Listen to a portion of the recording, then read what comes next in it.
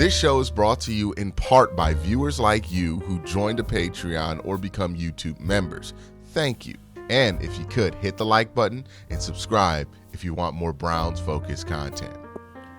All right, so the preseason is over. We're about to get down to a 53-man roster, or at least the first 53-man roster of 18 that come down the line, right? They get the 53 every week from now on, So this roster is going to change and be fluid. Some guys who make the roster now, their story's not over. If you didn't make the roster, your story's not over as well. But that's going to all happen later today. What we're going to talk about right now are the winners and losers of the preseason. I think there's a lot of winners here. It's not really as many losers in the preseason as I thought that there would be, but let's talk about it right now. We'll start with winners. I think Joe Flacco is probably the biggest winner out of training camp, or at least one of the bigger winners out of training camp. Kind of came in. They were looking to give the job to Kenny Pickett. I think we all kind of understood that they were going to give Kenny Pickett every opportunity to win this job and prove that he was better than what the idea of Joe Flacco was. And I think Joe Flacco came in and not only outperformed Kenny Pickett, but outperformed what the coaching staff had in their minds as the idea of Joe Flacco, right? So he even outperformed that. So great job from Joe Flacco. A pretty excellent camp for him. Shout out to Joe Flacco for being twice as old as some of the people in camp, literally almost twice as old as Shedeur Sanders. He's 23. Joe Flacco's 40? So, he's only 5 years off of being double the age of Shedeur Sanders. 6 years. He turns 31 this year, so 6.5. 5.5. But anyways, my math might be funky on that, but the truth is that Joe Flacco was not funky during camp. He was clearly picking up where he left off in 2023, and at the age of 40, that's amazing that he's able to do that. And I'm super happy for Joe Flacco to get this opportunity. Now, again, who knows how long this lasts for Joe Flacco. The history of being this old and trying to play quarterback is not kind, and his recent history does not indicate that he's going to play a full season. But it's nice to see, it's nice to see. Another thing that was nice to see was Dillon Gabriel. This was a selection when it was made from the Cleveland Browns that was universally panned. Nobody liked this pick, right? Very few people made the argument that this was a good pick, and most of those people were either from the University of Oregon, University of Central Florida, the University of Oklahoma, or straight up Hawaii, right? Those are the main basis of support for Dillon Gabriel. Very few of these opinions came from people in Cleveland itself. It was a pick that felt head-scratching. People couldn't understand how you could see Dillon Gabriel as more useful, even in the immediate, to somebody like Shedeur Sanders, who was still available at the time that the Browns drafted him. It was a perplexing pick. And look, I wasn't the biggest fan of this selection. I wasn't as low on Dillon as most people were. I had him as 4th, 5th round grade, but I'm not going to act like I thought this pick made sense at the time. I thought it could be a Siaki Ika level bad pick. And I'm here to say we don't know how Dillon's going to look like in the regular season, right? So I want to be clear on that. This does not mean that the pick itself is 100% validated. No pick is going to be validated in the preseason of the year that the guy got drafted, even if it's the number one overall selection, especially if it's the number one overall selection. But what I can say is I am no longer perplexed about that pick. I'm no longer confused about why they went with Dillon Gabriel there. I'm no longer looking at that as a Siaki Ika level pick. I understand why they like Dillon Gabriel. I understand what they saw in Dillon Gabriel in those workouts. I understand what was appealing about Dillon Gabriel in those meetings. This is not a pick that surprises me. And here's another thing I'll say, right? There was a lot of talk after the Browns made this pick. Nobody would have took Dillon Gabriel as early as Cleveland. I think I'm ready to call bullshit on that because I think Miami would have took him in a heartbeat before the Browns got a chance to take him at 130. I think the Browns did need to take him at 97. I am no longer lording that pick over the head of Andrew Berry in the way that I thought I was going to have to lord that pick over the head of Andrew Berry all season. That doesn't mean that the pick is good. Doesn't mean that the pick is bad. It just means that the pick makes sense for where the Browns took him. I'm no longer thinking of that as potentially the worst selection they could have made and the worst waste of a draft asset. I think he has played his way out of that. And you look at Dillon Gabriel, you see the progress he's made, you see the fit in the offense, and you say to yourself, yeah, this makes sense why they would be interested in this. And if Dillon Gabriel proves to be a transitional starter for the Cleveland Browns, somebody who could hold the fort down for a year or two, and transition into the next guy, the guy that you do spend the top overall picks on, or you spend the big money on, then this will be seen as a outrageous success with a third round pick, right? A late third round pick, I might add. So yeah, Dillon Gabriel, sometimes you can play your way out of a first impression. I think Dillon Gabriel, for a lot of people in Cleveland, a lot of Browns fans specifically, he's played his way out of what most people had as a bad first impression from him. And it wasn't anything to do with him or anything he could control. He's short. He's not the biggest guy. And the last time most Browns fans saw him, it was against Ohio State, where he had a really bad day. The whole Oregon squad had a really rough day.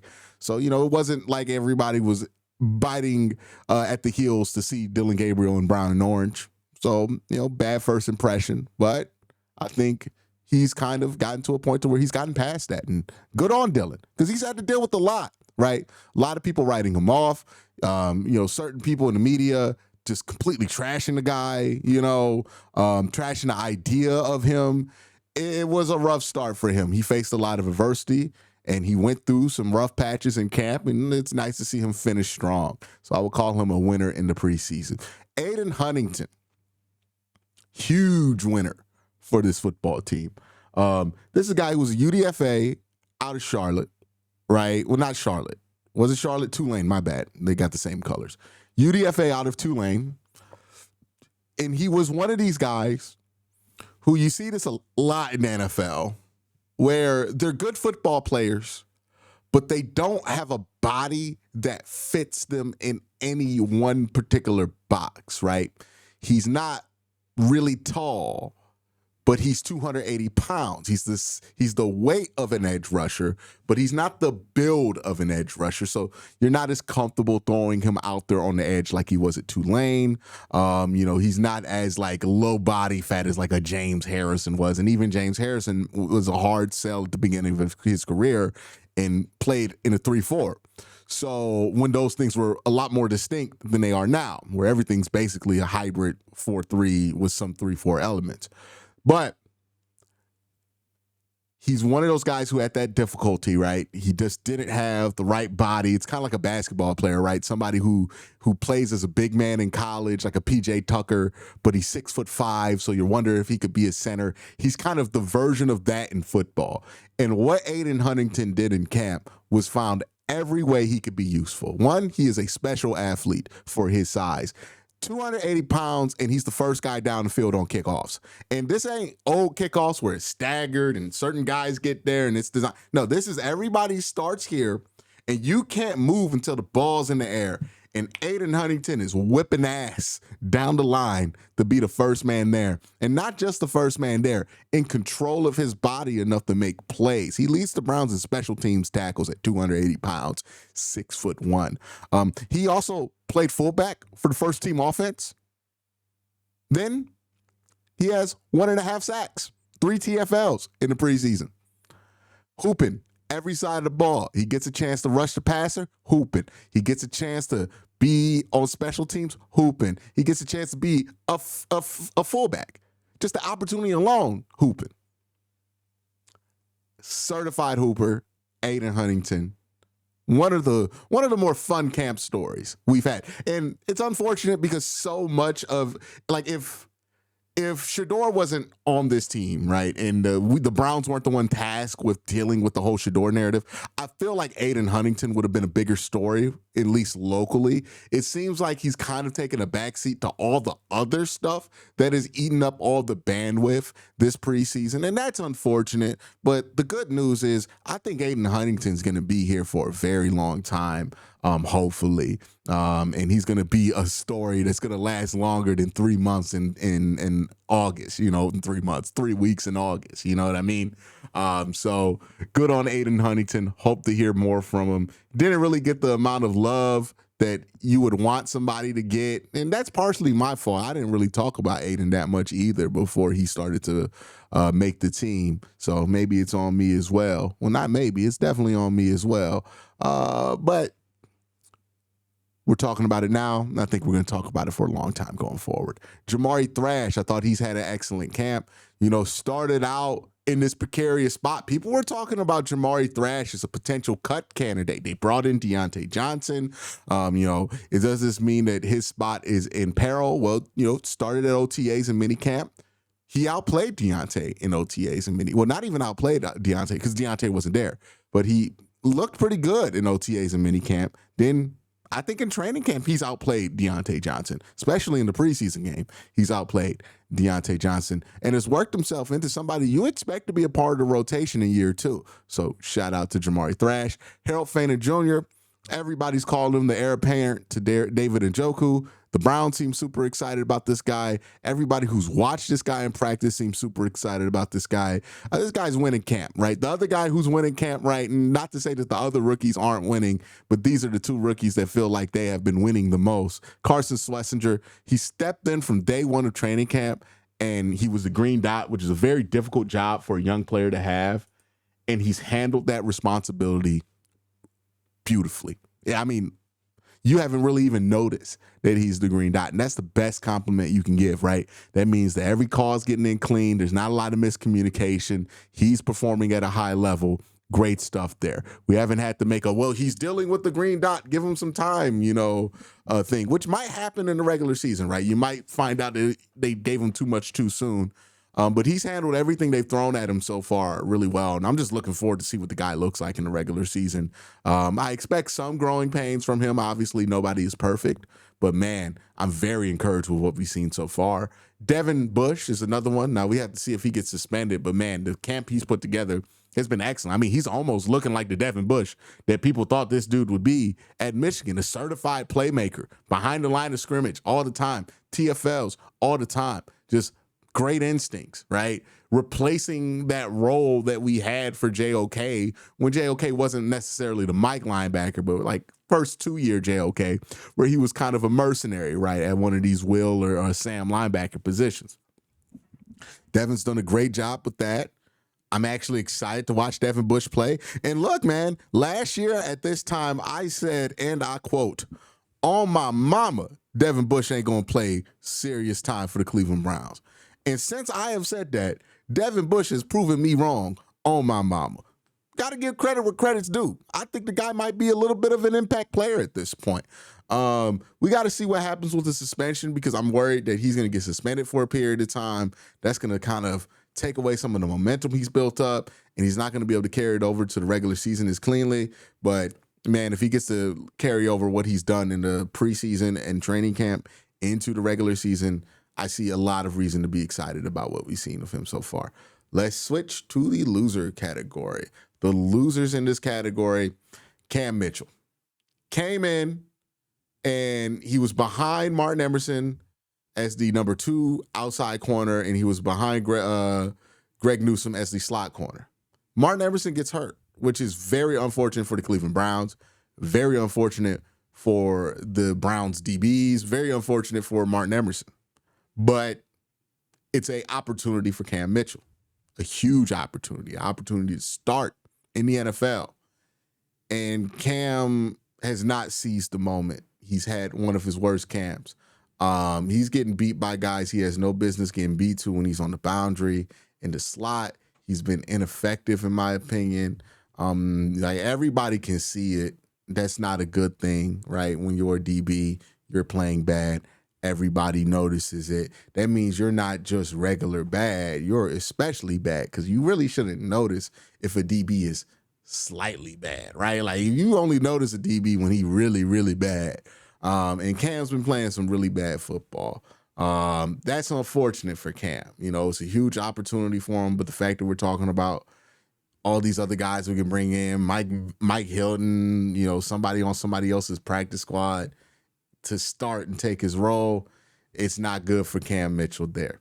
Kenny Pickett's the other loser here. Look, Joe Flacco, opinion of him went up. Dylan Gabriel, opinion of him went up. You know, Shedeur Sanders, still have reasonable belief in him. One good preseason game, one bad preseason game, right?